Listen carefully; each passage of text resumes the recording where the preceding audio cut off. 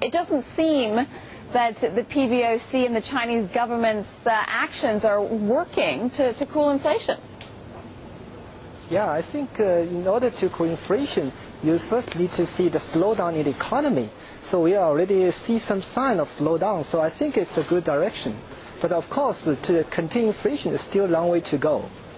So if they're having trouble cooling inflation, why not try this one lever that they haven't tried, and that is increasing the appreciation of the yuan?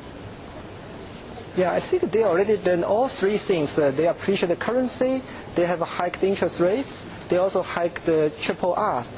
So I think they probably will continue to use these three instruments in the monetary tightening. But so they haven't. We probably will see. But they haven't allowed significant appreciation of the yuan.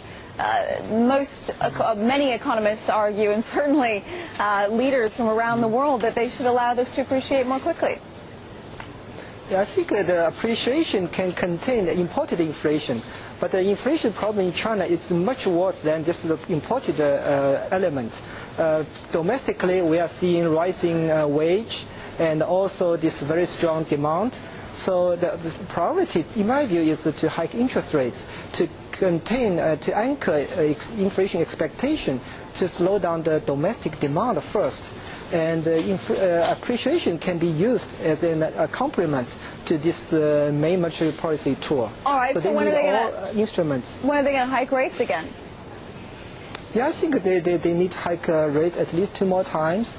Because even though we are seeing 5.5, the record high in 3 years, the number is still lower than, I think, the underlying pressure. Because they reported a decline in food price in May, so that we get 5.5.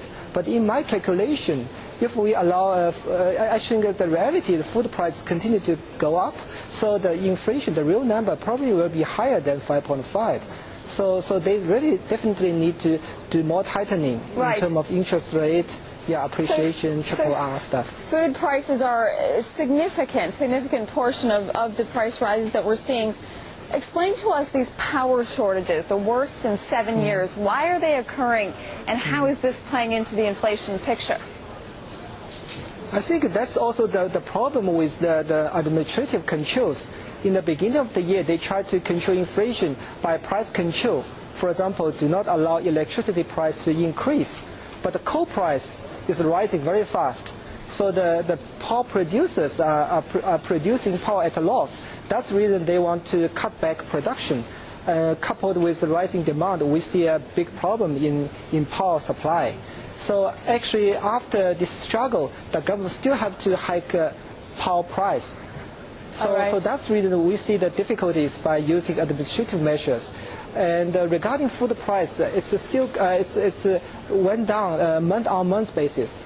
But to me, I think we are still seeing a rising trend for food price.